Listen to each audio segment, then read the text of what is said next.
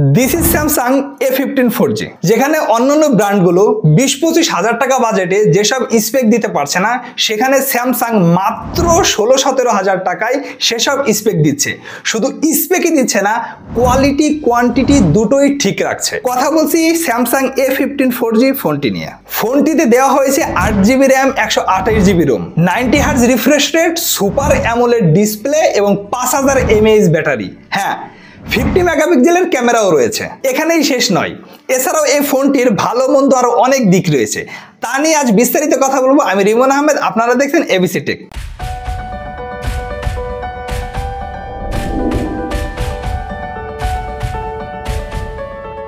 ফোনটির ডিজাইন নিয়ে বলার মতো কিছু নেই। ফোনটি দেখা মাত্রই যে কেউ বুঝতে পারবে এটি স্যামসাং ব্র্যান্ডের একটি ফোন, কারণ স্যামসাং এর আলাদা একটা ডিজাইনই আছে। ফোনটি হাতে নেওয়া মাত্রই একটি প্রশস্ত এবং মোটা মনে হবে, কারণ ফোনটিতে থিকনেস হিসেবে রয়েছে 8.4 মিলিমিটার। ফোনটিতে ওয়েট রাখা হয়েছে 200 গ্রাম। প্রথম ফোনটি একটু বেসাইজ মনে হলেও দু একদিন ইউজ করলে আবার কমফোর্টেবল হয়ে যাবে। পুশ এন্ড বাটনের সবকিছু রয়েছে।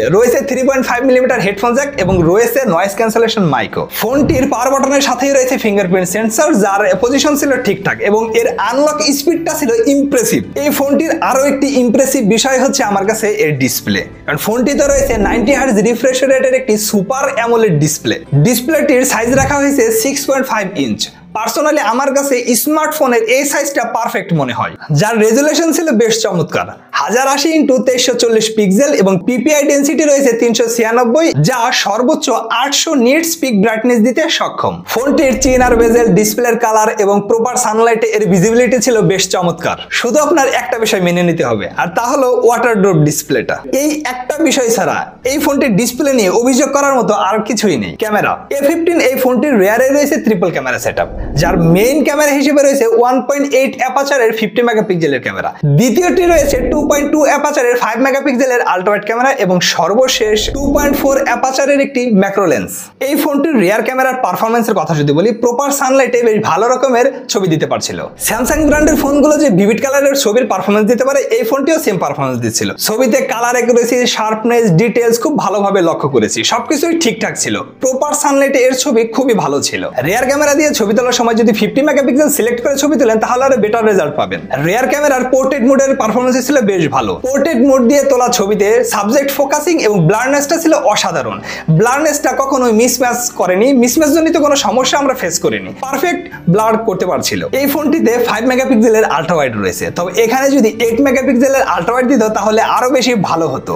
তবে 5 মেগাপিক্সেলের আল্ট্রা ওয়াইডের ক্যামেরা পারফরম্যান্স ছিল মোটামুটি ভালো। রিয়ার ক্যামেরা দিয়ে রাতের বেলা তোলা ছবির পারফরম্যান্স এভারেজ ছিল, খুব আহামরি কোনো রেজাল্ট পাইনি অ্যাজ ইউজুয়াল। তবে নাইট মোড অন করে নিলে একটু ভালো রেজাল্ট পাওয়া যাচ্ছিল। ফোনটির রিয়ার ক্যামেরা দিয়ে সর্বোচ্চ 1080p 30fps ভিডিও রেকর্ড করা যাবে। তবে ফোনটিতে ইআইএস না থাকায় ভিডিওতে কোনো স্টেবিলিটি ছিল না। তবে আপনি যদি স্টাডি হাতে শুট নিতে পারেন, তাহলে এই ভিডিও কাজে লাগানো যাবে। ফোনটির ফ্রন্টে রয়েছে 2.0 অ্যাপাচারের 13 মেগাপিক্সেলের একটি সেলফি ক্যামেরা, যার পারফরম্যান্স মোটামুটি ভালোই ছিল।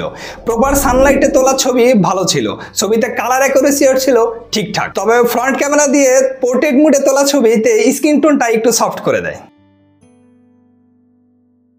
ফ্রন্ট ক্যামেরা দিয়ে সর্বোচ্চ 1080p 30fps ভিডিও রেকর্ড করা যাবে। হ্যাঁ, আবারও বলছি, এতে কোনো ইআইএস না থাকায় ভিডিওতে তেমন স্টেবিলিটি পারফরম্যান্স পাবেন না। ফোনটি রান করার জন্য অপারেটিং সিস্টেম হিসেবে রয়েছে অ্যান্ড্রয়েড ভার্সন 14 এবং স্যামসাং এর latest user interface One UI 6। World wide Samsung ফোনের এত জনপ্রিয়তার বেশ কিছু কারণের মধ্যে এর One UI টি একটি কারণ, কজ এর UI টি খুব ইউজার ফ্রেন্ডলি। প্রসেসর হিসেবে ফোনটিতে রয়েছে মিড রেঞ্জ বাজেটের মিডিয়াটেকের বেস্ট গেমিং এবং performance base chipset Helio G99, যা 6 ন্যানোমিটার আর্কিটেকচারে বিল্ড করা একটি অক্টা-কোর চিপসেট। এই হেলিও G99 প্রসেসরটি পূর্বেও বেশ অনেকগুলো ফোনে ইউজ করা হয়েছে, যার পারফরম্যান্স ছিল ভালো এবং ধারাবাহিক। এই ফোনটিও তার ব্যতিক্রম নয়। এই ফোনটি দিয়ে আমরা PUBG, free fire, call of duty গেমটি খেলেছি এবং অ্যাসফাল্ট 9 গেমটিও খেলেছি।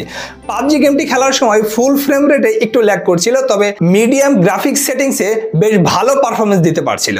কখনো হ্যাংল্যাকের দেখা পাইনি। তবে লং টাইম খেলার সময় ফোনটি হালকা হিট হচ্ছিল, যা একেবারেই স্বাভাবিক। ফোনটি দিয়ে আমরা ফ্রি ফায়ার গেমসটি খেলেছি, যার পারফরমেন্স ছিল দুর্দান্ত। কখনো কোনো ফ্রেম ড্রপ, হ্যাংল্যাক এসবের দেখা পাইনি। খুব স্মুথলি গেমটি প্লে করতে পারছিলাম। পাশাপাশি অ্যাসফাল্ট 9 এর পারফরমেন্স ছিল খুবই ভালো। এছাড়াও ফোনটি দিয়ে ডে বাই ডে কাজগুলো খুব ইজিলি করা যাচ্ছিল। ব্যাকগ্রাউন্ডে একসাথে অনেকগুলো অ্যাপস রেখে খুব স্মুথলি কাজ করা যাচ্ছিল। এতেও পারফরমেন্সের কোনো ঘাটতি লক্ষ্য করিনি। অ্যাপ ওপেনিং ক্লোজিং টাইমও ছিল যথেষ্ট ফাস্ট। কানেক্টিভিটির কথা যদি বলি, ফোনটিতে কানেক্টিভিটির জন্য রয়েছে ব্লুটুথের লেটেস্ট ভার্সন 5.3 এবং ডুয়েল ব্যান্ড ওয়াইফাই সাপোর্টেড। ফোনটি দিয়ে কথা বলার সময় কোনো নেটওয়ার্ক জনিত ইস্যু লক্ষ্য করিনি। ফোনটির সিম নেটওয়ার্ক এবং ইন্টারনেট নেটওয়ার্কে কখনোই কোনো ধরনের প্রবলেম ফেস করিনি আমরা। ভালো ব্যাকআপের জন্য ফোনটিতে ব্যবহার করা হয়েছে 5000 mAh এর একটি ব্যাটারি, যা দিয়ে হেসে খেলে খুব ইজিলি একদিনের মতো চার্জ ব্যাকআপ পাওয়া যায়। ফোনের বক্সে কোনো চার্জার দেওয়া হয়নি, এর জন্য আপনাদেরকে আলাদা করে চার্জার কিনে নিতে হবে। তবে এই ফোনটি সর্বোচ্চ 25 ওয়াটের চার্জার সাপোর্টেড। ফোনটির বক্সে অ্যাডাপ্টার না থাকলেও বক্সে রয়েছে একটি type C to type C data cable. এই ছিল A15 4G ফোনটির বিস্তারিত। এই ফোনটি বর্তমানে আপনারা আনঅফিসিয়ালি 17 থেকে 18,000 টাকার মধ্যে পেয়ে যাবেন। তবে রিটেল ভেদে একটু কম বেশি হতে পারে। আজকের এই ভিডিওটি কেমন লেগেছে কমেন্ট করে জানাতে পারেন। আজ এ পর্যন্তই, দেখা হবে পরবর্তীতে অন্য কোনো ভিডিওতে। সেই পর্যন্ত সবাই ভালো থাকবেন। আল্লাহ হাফেজ।